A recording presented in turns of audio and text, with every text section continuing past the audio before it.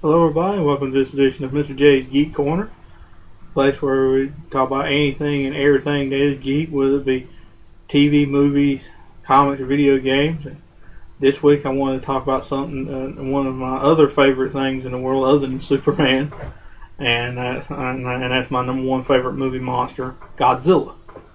And everybody knows they announced recently that in the past few years that they're currently working on a reboot of the Godzilla franchise. I mean, Godzilla's been around. It's scheduled to come out next May, and I'm really excited. I mean, it'd be just in time for the 60th anniversary of Godzilla, and I can't believe he's been around 60 years like that. And for one, the little bits and pieces I've seen they're showing of Godzilla, he looks like Godzilla, only more pumped up and more dinosaurian than he's ever been before. But he looks like the original classic Godzilla that we know of. I mean, they showed a promotional picture of him from Brazil. It kind of got out, and from what I saw of it, he looks like the original Godzilla, and that makes me even more excited every time I see something that's got to do with a new Godzilla movie. I hope it does really good, and I hope it's really good. And I hope it does. Like I said, I hope it's really good, and I hope it does really good. And with all that, me getting all excited, it got me thinking. What are some of the best and worst? I mean, it got me thinking about the 59 years of Godzilla that has already been around already. I mean, in 59 years, there have been about 26 Godzilla movies. 26, and that even counts the one from 1998, also the American Godzilla, or the Japanese would later dub him Zilla, because he's only similar to Godzilla, or Gojira as the Japanese call him. And I like, and just the name alone is awesome. But I say it was counting that one. There have been 26 Godzilla movies in all over the past several years, with a couple of them having, about two or three of them having alternate American cuts and dub overs. And it's always remembered as being like a cheesy movie with just badly dubbed over English and everything. And when you can't truly experience them without experiencing them in the original Japanese, that makes them even better. Even though you gotta read subtitles, I don't care. It's great. The sound's better, the quality's better. It's just better in the original Japanese format, and that's why I love them so good. And I sat down just recently and come up with a list of the best and worst Godzilla movies that have ever been made. And as you may already, and of course, this is going to be a two-part show. And next week I'll cover the worst ones. This week I'm covering the best Godzilla movies that have been made so far. I mean, with the one coming out next year, it may blow them all out of the water. But so far, I'm gonna cover the best ones have so far been made. And ahead of time, I just want to say the images you see in this show belong solely to that of Toho Company Limited, and not to me. So don't get mad at me. I'm just giving visual aids here. And starting off with number 10 is kind of an unlikely pick. It's Godzilla, Mothra, King Ghidorah, Giant Monster All-Out Attack. And why this is I think is one of the best ones is that, well, a lot of folks probably disagree, but I think it's pretty good because like it brings a whole mystical aspect to Godzilla. And like he's like supposed to represent the undead souls of those who died in the Pacific during the conflict, all the wars that have ever gone on in Japan's history. I mean, it's an interesting aspect of that, but it's an interesting aspect, and then the fact that Mothra and Baragon and King Ghidorah are all like mystical creatures that protect Japan from its enemies and everything. That's pretty interesting, but that's also kind of a flaw in the movie too, and that everybody knows that. I mean, and this is probably one of the first ones that kind of drifted. If it won't Mega Gears, it was probably definitely this one that went completely out of continuity from the rest of the Millennium series. I mean, I mean, that series. I mean, the Millennium Godzilla movies were kind of all out of continuity almost anyway from the '90s ones anyway. But this one definitely was in a continuity of its own. The fact that Godzilla almost looked like a zombie. As a matter of fact, give me 1 second. I'll show you what he looked like. I had the figure right here of what he looked like. This is what he looks like. Look in his eyes. I mean, he looks like at first glance, he looks like the original 1954 version, except maybe a little bit chunkier. But look at his eyes. He looks almost like a zombie, doesn't he? This is what he looked like in the movie, and that's what made me like this design so good, is because he looks even more ominous and menacing without any pupils in his eyes. With pupilless eyes, I mean, that's what makes him so, in this movie, so menacing.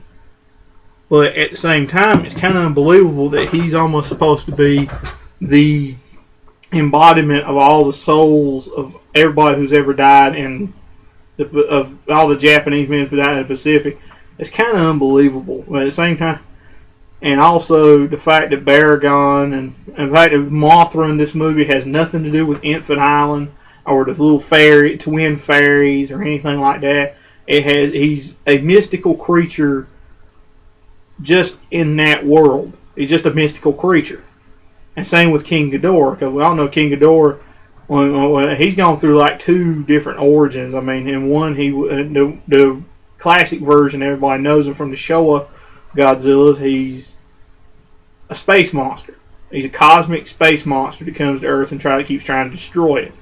And in the 90s, my favorite version, he's 3 different genetically engineered creatures from the future that get dropped off on the island where Godzilla was created, and they get exposed to the H-bomb, which fuses them together and grows them into this giant 3-headed golden dragon creature that shoots electric bolts out of his mouth.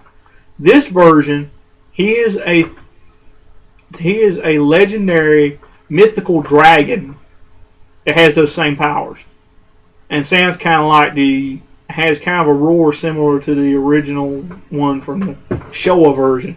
I mean, it's interesting and everything, but at the same time, that's kind of a flaw in it.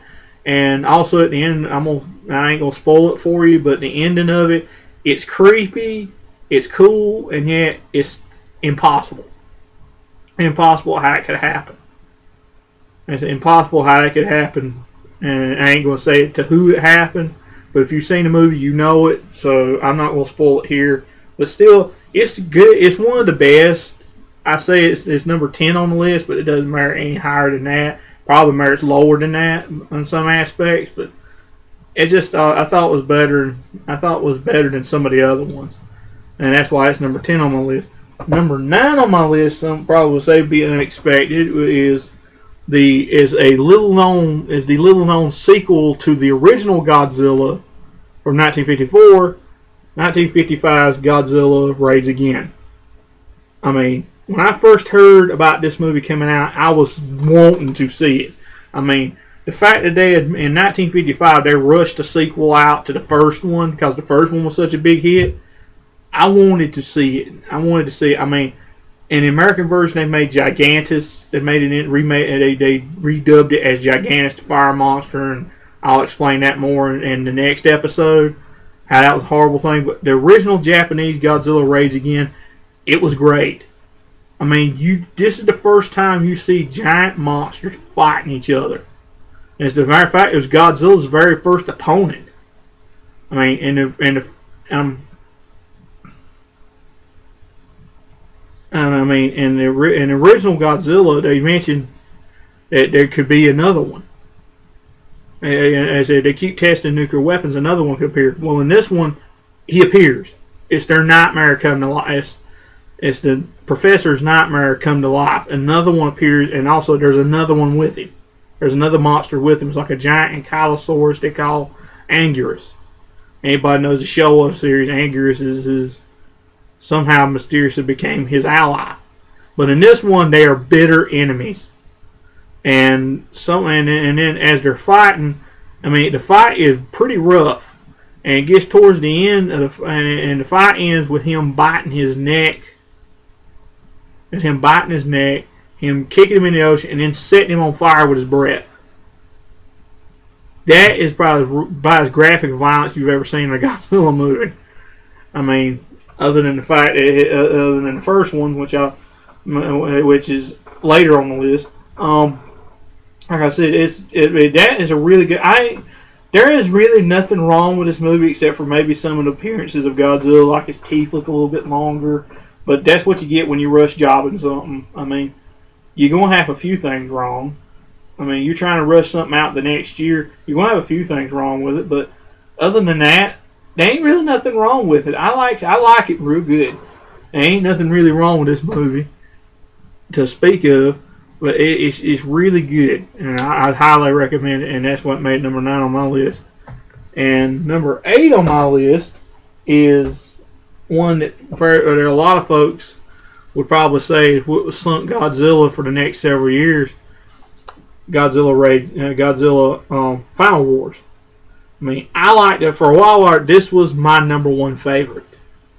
It was my number 1 favorite, but I'm gonna say I mean, it's basically almost a campy love letter to Godzilla, but as my mother says, it looks like a Power Rangers episode, and to tell you the truth, it does. It looks like more of a modern Power Rangers episode. The special effects, the karate and everything, I mean, it kind of does. I mean, they could really made this movie something good, but the fact that it was so campy, the fact that it was so almost overloaded with camp in it, I mean, it could have been a really good action movie, but the fact they overloaded it with campiness kind of made it bad, and made it kind of put a sour taste in it. I mean, when you got him fighting, and all of a sudden he goes to doing crouching tiger, hidden dragon, flying fists at monsters, it kind of no, it don't need to be like that in the movie. But as for him, and some of the other defeats, like him almost look like he's playing some kind of soccer game with with King Caesar and using Angus as the soccer ball. No, that's just not cool. That don't belong in a modern day Godzilla movie. It belongs in Showa, not in the modern day. And like I said, but there's a lot of other than the camp aspect of it and being too much camp and too much junk in the movie. I mean, it's just, I mean, other than that, it's a good movie. I mean, it has a lot of good monster battles in it. I mean, particularly the monster attacks in all the major cities. And personally, to me, when I saw Zilla appear in the movie, I wasn't expecting it. I wasn't expecting to see the '98 Godzilla show up in this movie. And also the fact that they did him more, made him more of a dinosaur than a lizard.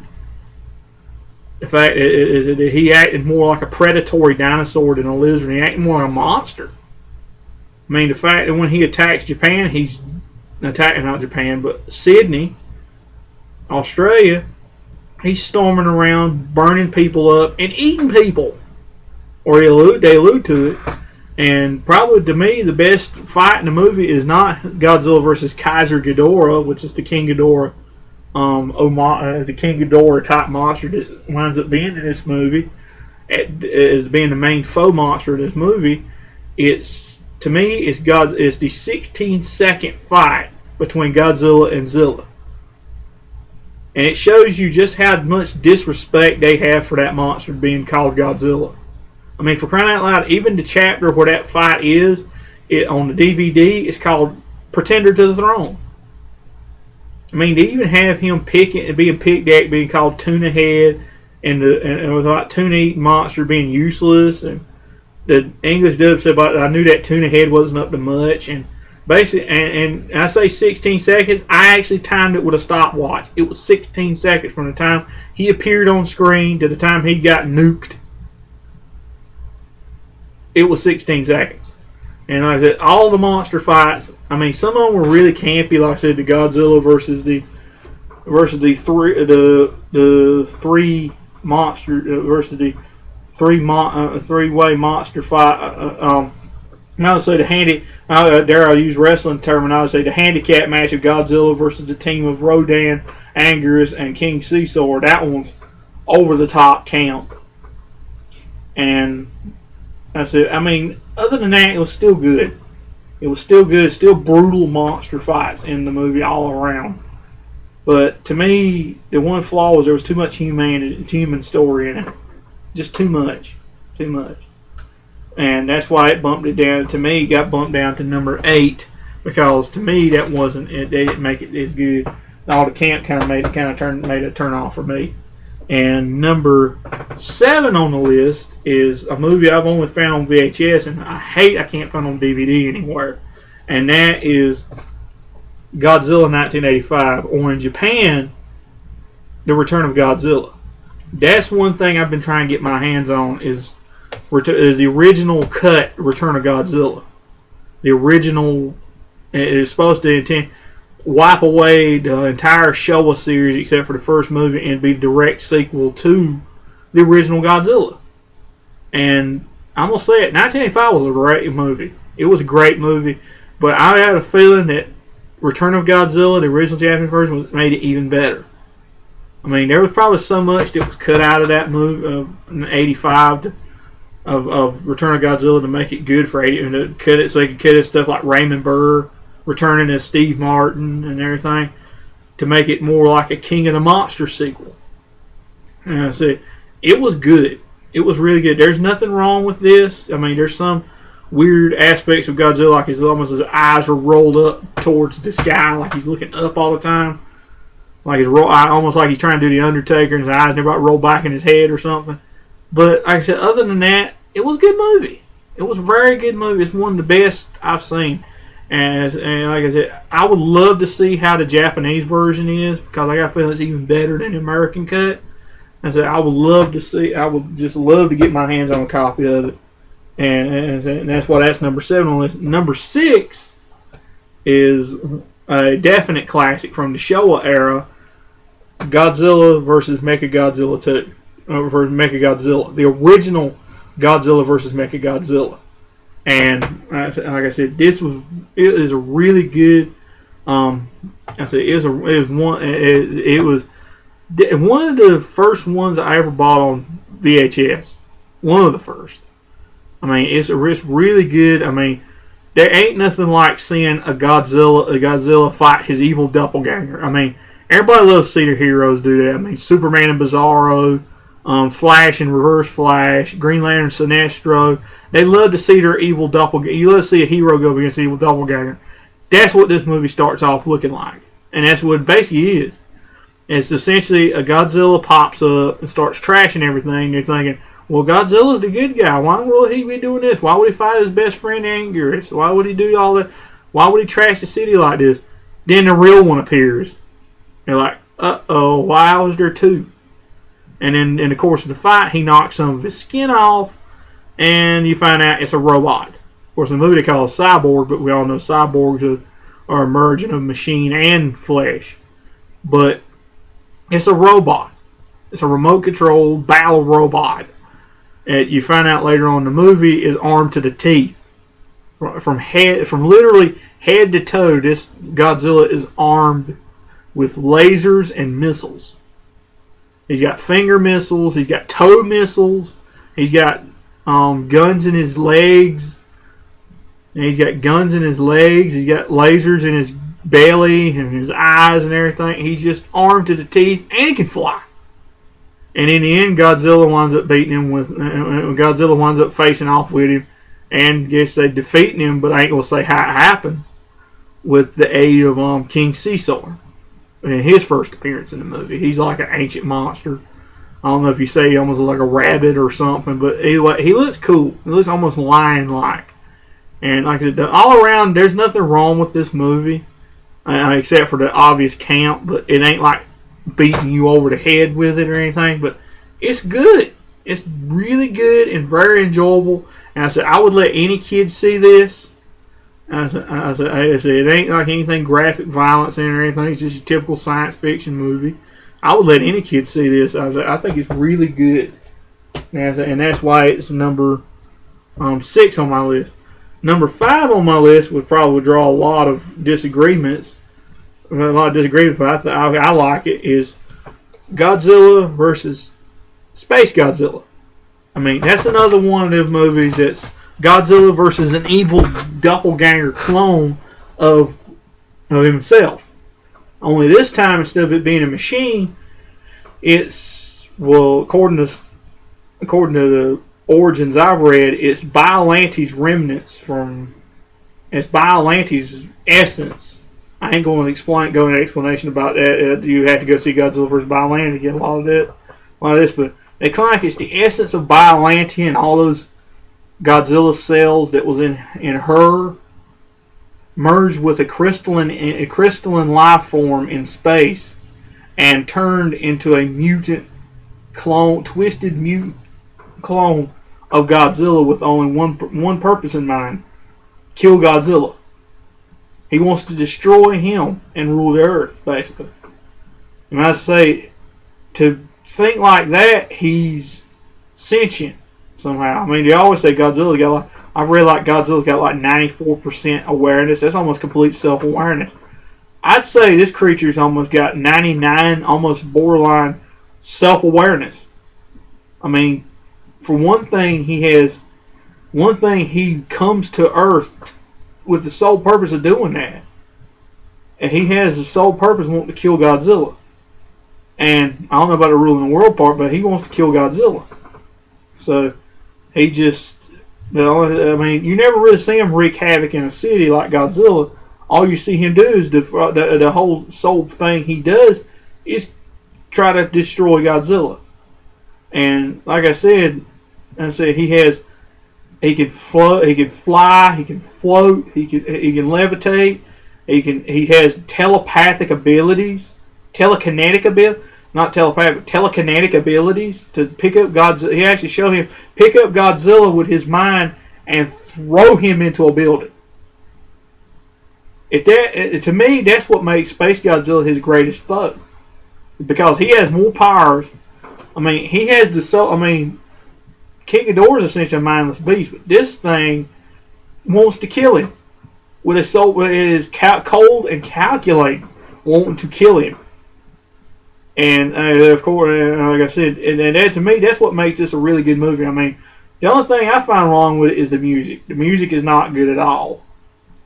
But the movie itself is great. I mean, it has little baby Godzilla moments in which, he's cute and everything. You got your Mecha Godzilla successor in Mogura, which is actually like two machines that combine into one big robot and everything. I mean, but all around, it's a great movie, and I highly recommend it. I definitely would highly recommend this one. And that's why it made it to number 5. And number 4 on my list is another classic that I've tried to get it on DVD, but I've still only got it on VHS. Godzilla vs. Mechagodzilla 2. I mean, this is the one. I don't know if you call this a remake or what. I wouldn't say it's a remake, but I would definitely say it's definitely like.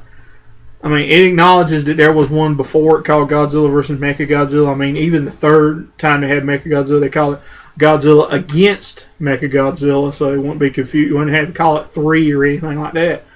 But in this one, basically they find the remnants of another battle machine that they used from a previous movie, and they build themselves a battle robot that is Mechagodzilla. And once again, he's armed to the teeth, but he ain't like heavily armed as like the first Mechagodzilla that was ever done. I mean, he's got like shoulder missiles and tow cables that has like electric shock in them. Like taser cables, kind of. Let's say like a giant taser gun. It has like shoulder missiles, a plasma cannon in his belly, and eye lasers. Kind of a breath laser. It's about like Godzilla's breath, and of course it can fly. Of course, it looks too big to fly. It can still fly. But I say it has Godzilla. It introduced. I mean, it's a great fight between the two. I mean, it's awesome. I mean, and you have like the introduction of the baby Godzilla that you see in Space Godzilla as a little Godzillasaurus, and you see Rodan, which they try to connect them two together somehow. And I mean, and to me, it's a better Rodan in this movie than I saw even in the original Rodan movie. I mean, it's great. It's an awesome movie. I mean, all around, there's nothing wrong with this movie whatsoever. It's just great. It's a great movie. It's awesome. It's just an awesome movie. There's nothing. I see no flaws in it. It's great. But as I say, it still is not my number one favorite. But it's still one of my favorites, definitely.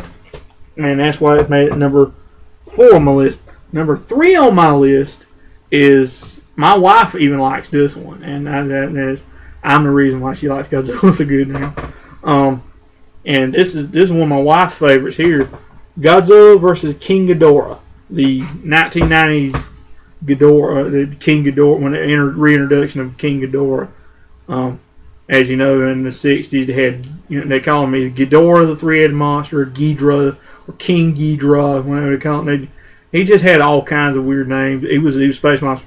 This King Ghidorah is entirely different. I mean, he looks the same, has the same electric bolts that come out of his mouth and everything, but he's still a different monster altogether. Like I said, I mentioned earlier, he's like 3 different creatures. I mentioned a while ago, I was talking about the other King Ghidorah. This King Ghidorah is 3 creatures called Dorats. They bring them back through time, and of course the whole point of the thing is they're trying to eliminate Godzilla from history, and in the process of trying to eliminate Godzilla from history, the girl that's with them, part of the people from the future trying to prevent Godzilla, supposedly Godzilla was going to destroy Japan and everything like that, through nuclear waste and everything like that. And I said, and one of the ones from the future, they just so happened to drop them Dorats off in the past, and not to give too much away, but they wind up getting exposed to the radiation, and they wind up fusing together to form a giant monster called King Ghidorah. And I said, they look nothing like what Ghidorah. I mean, they look as past similar to King Ghidorah, but the Dorats are essentially not King Ghidorah. Just like little harmless, fuzzy dragon-looking creatures that get turned into this big golden 3-headed dragon.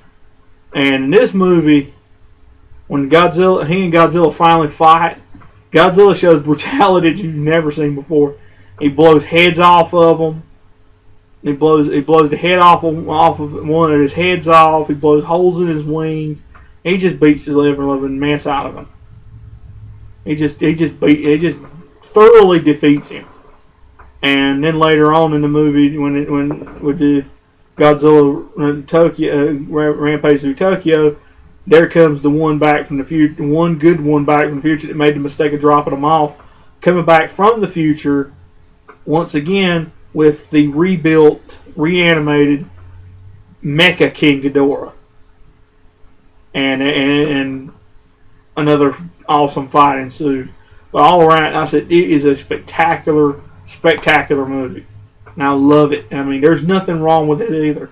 That's why it made it into my top 3, because it's even better than some of the other ones from the 90s. I mean, it's just awesome. It's awesome. And I highly recommend that one too. And that's why I made number 3 on my list.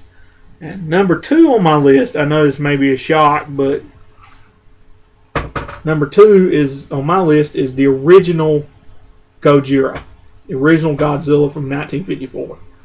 I mean, it is awesome. I mean, it's a great, to start off the Godzilla series, it is a great movie. It's a spectacular movie. I mean, I've seen, when I first saw it, it was the American cut, the Godzilla King of the Monsters with Raymond Burr as Steve Martin. I mean, it was a great movie. I mean, and there's nothing wrong with that movie, but This one here is so much better, so much better, so much better quality, so much more to it. I mean, it's better than the American version by large. I mean, I said, it's just a great movie. There's nothing wrong with it. I mean, it's got some cheesy special effects in it, but up to that point, nobody had ever done anything like that before, except for the claymation movies that were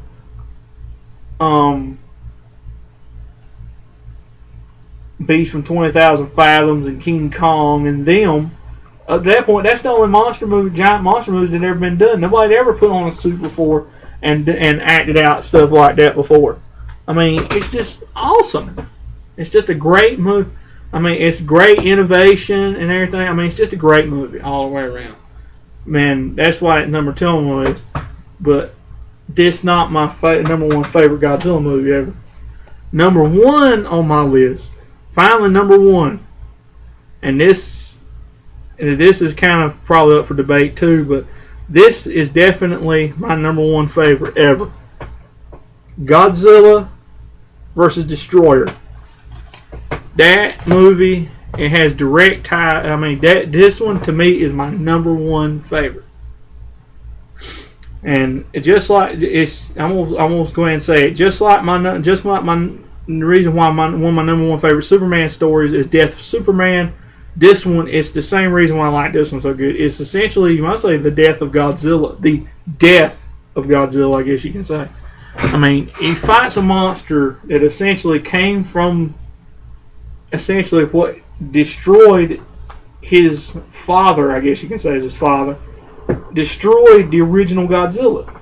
I mean, the original one, I ain't gonna say what it was, but essentially the thing they used to try to stop the first Godzilla basically comes back, basically mutates some latent prehistoric life form, and they grow and become this giant monster. And eventually they fuse into something that's even bigger. And it still keeps growing something bigger. It almost looks like a demon a little bit, but basically it's supposed to be like a crustacean type monster, but it almost looks like a demon. And it's essentially almost looks like he fights the devil, you might well say. Because to me, he looks like an amalgamation of Alien and Predator almost. But it's just an awesome movie, a lot of action. I mean, you see Godzilla in this movie at his most powerful. And also you see the grown up version of Junior from the other movies. I mean, it's just awesome. I mean, it's just a bit, to me, there is nothing, just like a lot of other ones I said, there's nothing wrong with it. This movie is the best of the 90s ones. Of the, I guess they call it the Heisei Godzillas. I guess they call it the Heisei era Godzilla. This is the best of the Heisei Godzilla movies. I mean, there's nothing wrong with this movie whatsoever. It's great. And I'm going to dare say it's good family entertainment. I mean, there's no bad language in it. There's nothing offensive in it. Unless you like monster violence. It's a great movie for the whole family. And that to me, that's what makes that the best Godzilla movie ever so far. I say so far because you got Godzilla coming out next year in theaters. Will this outdo Godzilla vs. Destroyer? That remains to be seen. But for right now, on my number 1 favorite list, it's Godzilla vs. Destroyer. And like I said, and it's, to me, that's the best Godzilla ever. What do y'all think? Do y'all think do y'all agree with that? Do y'all think that's the best Godzilla ever been made? Or do y'all think one of the other ones is the best one ever made? Or is it one movie that won't even on my list of the best ones ever made? Just let me know. Like I said, always drop me a comment in the comment box. I would love to hear from you. I would love to hear what y'all think about this. And I guess that's it for this edition of Mr. J's Geek Corner. And next week we're going to be part 2, talking where we're going to be talking about. I'm going to be talking about some of what I think some of the worst Godzilla movies ever made. Yes, there are some bad ones. Some folks would think it's probably every one ever made, and they don't know better. and as Godzilla fans, they just don't get it. But as next time we're going to talk about the worst Godzilla movies ever made. But now, for right now, that's it for this edition of Mr. J's Geek Corner. And as always, if y'all you have anything to say about the show, drop me a line in the comment box. And if y'all have any ideas about anything you want to hear me talk about on this show, drop me a comment. I would love to hear your ideas. I'm always open to new and fresh ideas and new things to talk about on the show. I would love to hear from you. I said I'd love to hear your ideas. And just drop me a comment. And I'll see y'all next time.